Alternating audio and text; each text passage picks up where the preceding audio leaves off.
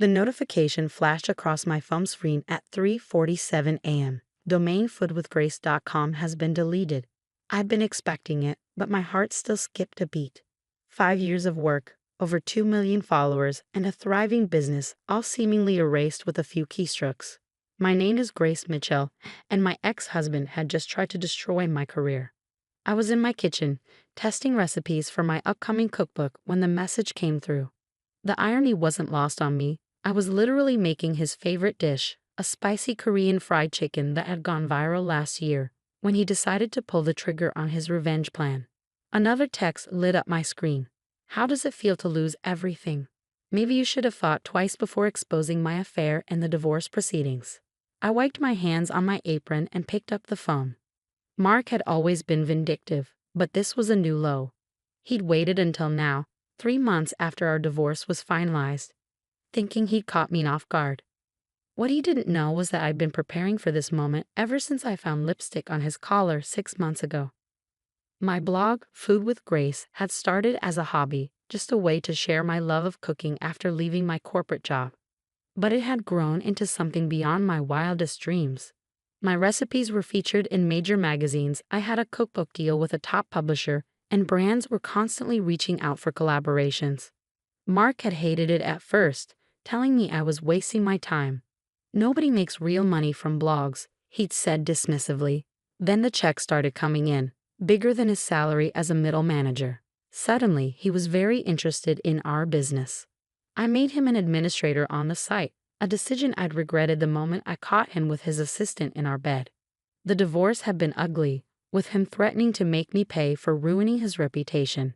I'd known then that he'd try to hurt me through the blog. So I planned accordingly. Another text. Your followers are already noticing. Check Twitter. I did. Hashtag Food with Grace was trending, with concerned followers wondering why the site was down. My inbox was flooding with messages from worried fans and panicked brand partners. Time to put my plan into action. I opened my laptop and clicked on a folder labeled Recipes to Test. Inside was another folder, Backup Plan.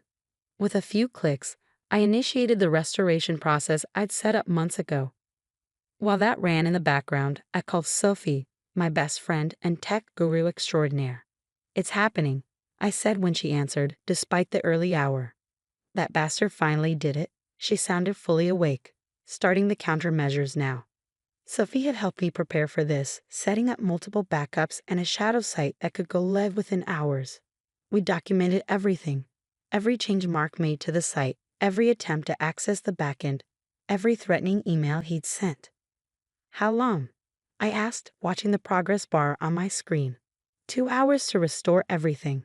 Another hour to redirect the domain. By breakfast time, Food with Grace will be back, bigger and better than ever. I smiled, thinking of the surprise waiting for Mark. And the other thing. Already in motion, the lawyers have everything they need.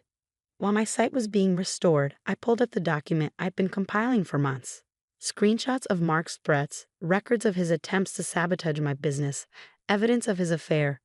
Everything that proved this was a calculated attack. My phone buzzed again. This time it was Diana, my publisher. Grace, what's happening? The site is temporarily down. I cut in smoothly. Technical difficulties. It'll be back up in a few hours.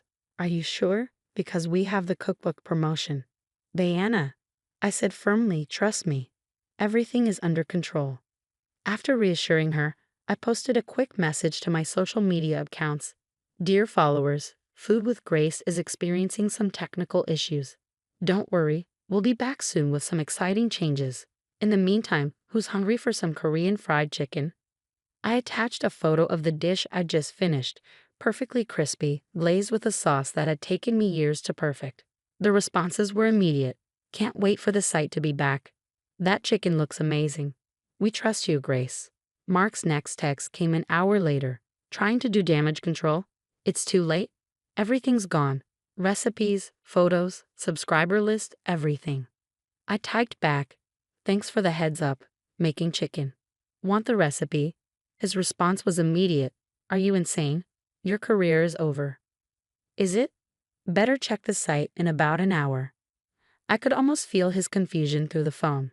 He thought he'd destroyed me, But he'd forgotten something crucial about who I was, who I'd always been. Before I was a food blogger, I was a project manager for a Fortune 500 company. I specialized in risk assessment and contingency planning. Mark used to make fun of my obsessive attention to detail, my need to have backup plans for my backup plans. Those same skills had saved my business. While the site restoration continued, I made a few more calls. First to my lawyer, confirming that everything was documented for the restraining order and civil suit we'd be filing. Then to my team, the photographers, recipe testers, and content managers who'd helped build Food with Grace into what it was. They'd all been briefed on this possibility. Everyone knew their roles. At 6:45 a.m., exactly 3 hours after Mark's attack, Sophie called. "We're ready," she said. "Want to do the honors?" I sat at my kitchen counter, laptop open, the smell of Korean fried chicken still lingering in the air. Do it. With a few keystrokes, Food with Grace was back online, not just restored, but improved. The new site was faster, more secure, and featured an interface we'd been working on in secret for months. Every recipe was there, every photo, every subscriber. Plus some new content we'd been saving for this moment, including a video series on rising from the ashes, cooking Phoenix-inspired dishes from around the world. My phone started buzzing immediately, followers celebrating the site's return. Brands impressed by the smooth handling of the technical difficulties. Food magazines wanting to cover the story. And Mark, his messages became increasingly frantic. "What did you do? How is this possible? This isn't over." I waited until 7 a.m. exactly to respond. "You're right, it's not over. Check your email." I knew what he'd find in his inbox. A letter from my lawyer detailing the criminal charges for cyber attacks and the civil suit for attempted business sabotage. Every threat he'd made, every action he'd taken, meticulously documented. The final blow was the press release, scheduled to go out in 1 hour. Food with Grace announces major expansion. We'd be launching a cooking school, a kitchenware line, and yes, that cookbook deal had just been doubled. My phone rang, Mark again. I let it go to voicemail, focusing instead on plating the Korean fried chicken for its photo shoot. The sauce glistened perfectly, garnished with sesame seeds and green onions. Sophie arrived just as I was finishing the styling. "Want to hear something funny?" she asked, setting up her camera. His attempt to delete the site actually triggered our security protocol. We now have evidence of exactly how he did it. Timestamps, IP addresses, everything. I adjusted a piece of chicken slightly. He never did understand that destroying something doesn't make you powerful. Building does. Speaking of building, Sophie grinned. "Wait until he sees what else we've been working on." She was referring to our biggest project yet, one we kept completely under wraps.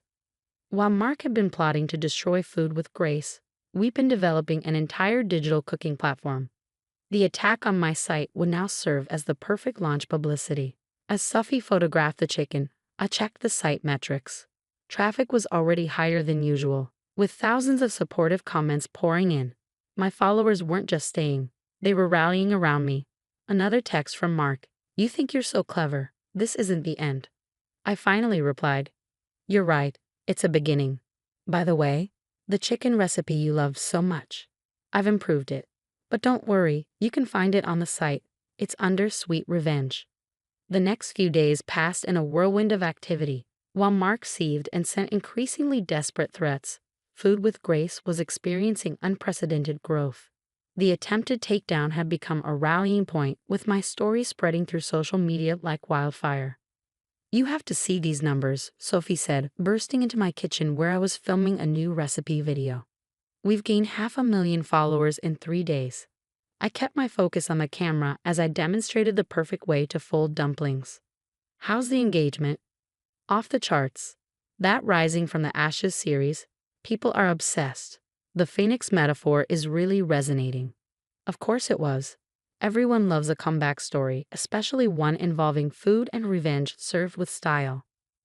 My phone buzzed. Another email from Mark's lawyer, demanding we take down the press release about the site attack. I forwarded it to my legal team without reading it fully. They'd been expecting this. "Grace?" Sophie was looking at her tablet with concern. "Mark's posted something. You should see this." I finished crimping the last dumpling before checking the screen she held out. There it was, a lengthy post on LinkedIn of all places, painting himself as the victim of a vindictive ex-wife who had manipulated the narrative of our divorce. According to sources close to the situation, he'd written, Food with Grace was jointly developed, with significant contributions from both parties during the marriage. I actually laughed out loud. Significant contributions? He once suggested I make spaghetti more authentic by adding ketchup. Sophie wasn't smiling. He's claiming partial ownership of the brand. Let him. I turned back to my dumplings, placing them carefully in the steamer. We have years of documentation proving he had nothing to do with content creation. Plus, I pulled up a folder on my laptop labeled Insurance. Inside were hundreds of screenshots, every dismissive comment he'd made about the blog on social media, every email where he'd mocked my little cooking hobby, every text where he complained about me wasting time on recipe development. I saved everything, I explained, from day one. Call it a chef's instinct for keeping good records. Sophie scrolled through the folder, her eyes widening. There's even a video. From 3 years ago, Christmas dinner. He had quite a lot to say about how anyone could run a food blog, and how I was lucky he let me play around with this nonsense instead of getting a real job. I smiled. Mind if he was going through a documentary phase? Filmed the whole thing. You're scary sometimes, you know that? No, I corrected, checking the temperature on my steamer. I'm prepared. That preparation was about to pay off in ways even I hadn't anticipated. While Mark was trying to claim ownership of Food with Grace, our new digital platform was in final testing. We'd named it Feast, a comprehensive cooking education platform that would make my blog look like a small side project in comparison. The next morning, I had a meeting with my publisher about the cookbook. Diana was practically bouncing with excitement. The pre-orders are incredible, she announced. We need to double the initial print run. What about the bonus chapter? I asked. She grinned. You mean the one about rebuilding after betrayal, complete with Phoenix-themed recipes, already laid out and ready to go? The timing couldn't be better. She was right. The publicity from Mark's attack had created the perfect launch platform for everything we'd been developing. My phone buzzed. A text from my lawyer. Judge granted the restraining order. Mark can't contact you or access any Food with Grace properties. Another piece falling into place. But Mark had one last card to play. That evening, as I was testing recipes for Feast's launch menu, I got a call from an unknown number. Is this Grace Mitchell? A woman's voice asked. Yes. This is Rachel from The Times. I'm working on a story about your ex-husband's claims regarding Food with Grace. He's provided some interesting documentation. My hand tightened around the phone. What kind of documentation? Emails discussing blog strategy, some early recipe notes with his comments. He's claiming he was the real creative force behind the brand's success. I closed my eyes, taking a deep breath. Of course he'd go to the press. Of course he tried to manipulate the narrative. Ms. Rachel, I said calmly, I'd be happy to discuss this with you. In fact, I think I have some materials you'd find very interesting.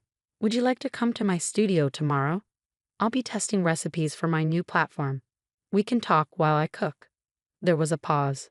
New platform. Oh yes, I smiled. And I make excellent dumplings.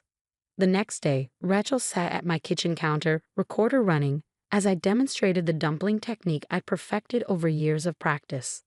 So, she said, watching me fold perfect pleats into the wrapper, tell me about these claims your ex-husband is making. I gestured to the laptop set up nearby. Before we get to that, I'd like to show you something. For the next hour, I walked her through everything. The documented history of Food with Grace, the evidence of Mark's dismissal of the blog, the video from that Christmas dinner. I showed her the threatening texts he'd sent before and after the divorce, the records of his attempted site takedown, the paper trail of my sole ownership and development of the brand. And now, I said, setting a plate of perfectly steamed dumplings in front of her. Let me tell you about Feast. By the time Rachel left, she had a very different story than the one Mark had tried to sell. 2 days later, her article ran in the Times.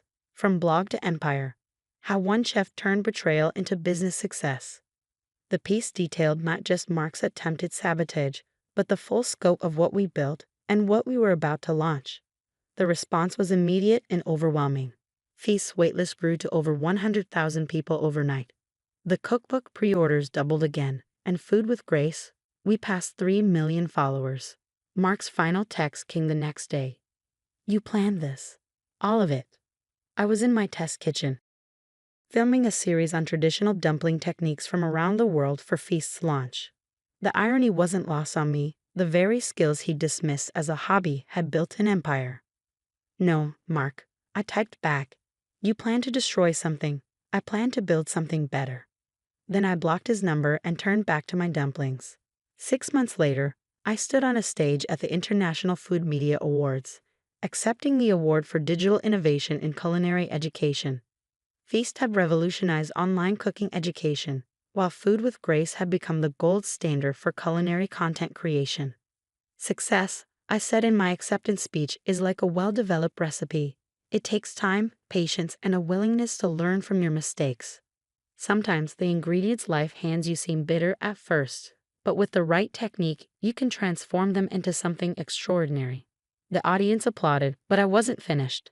And to anyone who's ever been told their dreams are just a hobby, their passion is just a waste of time, their goals are unrealistic, remember this. The same fire that others use to try to destroy you can become the flame that helps you rise, stronger and more determined than ever. Later that night, at the celebration dinner, Sophie raised her glass. To the phoenix of the food world, she toasted, and to perfect dumplings. I laughed, clinking my glass against hers. To being prepared. You know, she said thoughtfully, Mark really did you a favor. Without his attack, we might have rolled everything out more slowly. True, I nodded. Sometimes your enemies become your best motivators. As we enjoyed the meal, including a special batch of phoenix-shaped dumplings I created for the occasion, I thought about everything that had led to this moment. Mark had tried to erase my work, thinking he could destroy years of effort with a few keystrokes. Instead, he'd helped launch the next phase of my career, proving once again that sometimes the best revenge isn't about destroying what others build. It's about building something they never imagined possible, and I was just getting started. The next morning, as I reviewed the final edits for my cookbook, a notification popped up on my phone. A news alert about Mark. His company had demoted him following the publicity from his failed attack on Food with Grace.